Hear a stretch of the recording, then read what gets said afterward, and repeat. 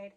So it's been a while since I've done a milking video, and well, I figured I might as well. There's a topic that I've wanted to cover for a while now that I don't see going around quite as much. I see it sometimes in homesteading forums and that kind of thing, but I'm going to bring you along for milking and we'll talk about it. And hopefully she won't kick the bucket. But anyhow, I thought about doing this like in one long video where I covered all the breeds or types of animals, but I think that might be too long. So what I'll do is today I'll just focus on cows and cover this topic. And basically the topic is, if you're moving beyond the whole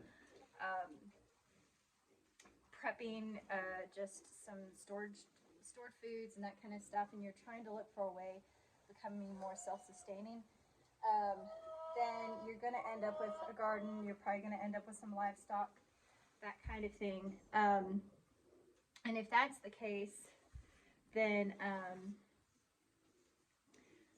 breed selection might be a thing you want to consider, and specific animal selection. Now, you're going to find a whole lot of opinions all over the internet and amongst your friends and stuff like that. I'm just going to cover kind of what I know, which is not a whole heck of a lot.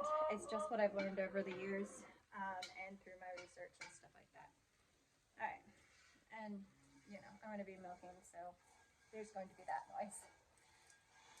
So, I guess to back it up, before, when people had animals on their homestead or whatever, they would often have these smaller breeds, ones that didn't put out as much milk or meat or that kind of thing.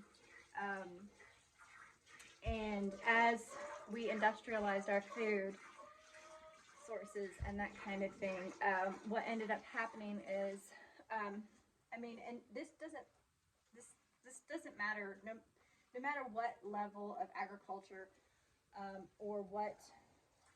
Okay, let me back up there. I went off on a tangent. No matter what area of agriculture, you're going to find selective breeding taking place if you're going for a specific purpose. And what happened with, okay, for example, cows was, and I'm going to speak specifically for dairy cows right now. What happened was they wanted more output of milk, so they started doing inputs of grain.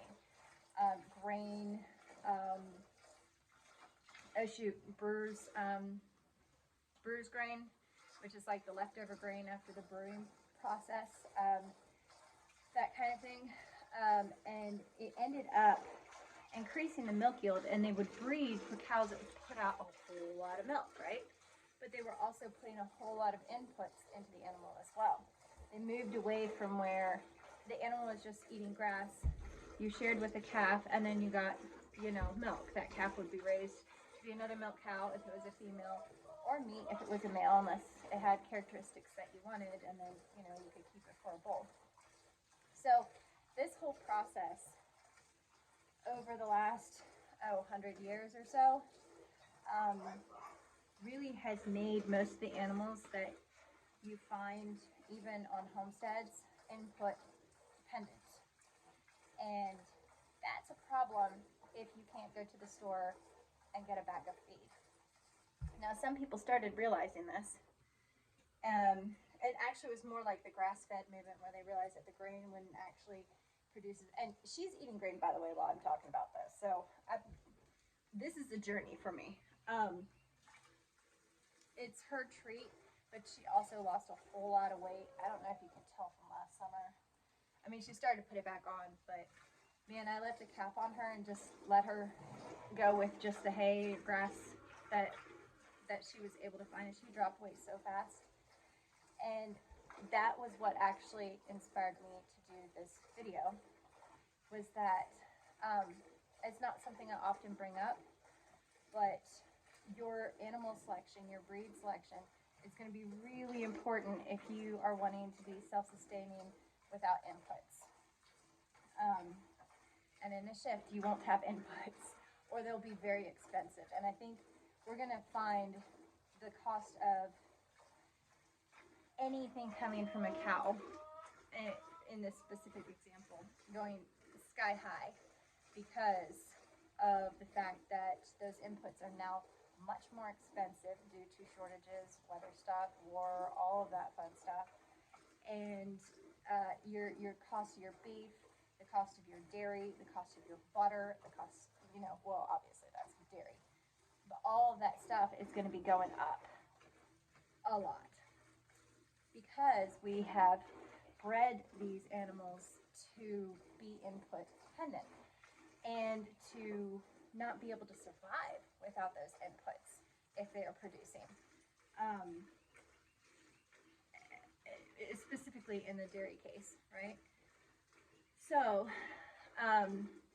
that's something that actually affects everybody if you eat any of those products whatsoever, in relation to having to do with cows. If you are wanting to move towards a more self-sustaining lifestyle, and you might have to, and you are trying to acquire livestock that will actually be able to live on just what you have to offer them as far as grass or hay, you're going to have to maybe start thinking a little harder about not only the breed that you choose, but also the lines, the genetic lines that you're choosing from. And that's hard because cows take a long time to breed those genetics back into them where they could survive off of grass and also produce milk and carry a calf and that kind of thing.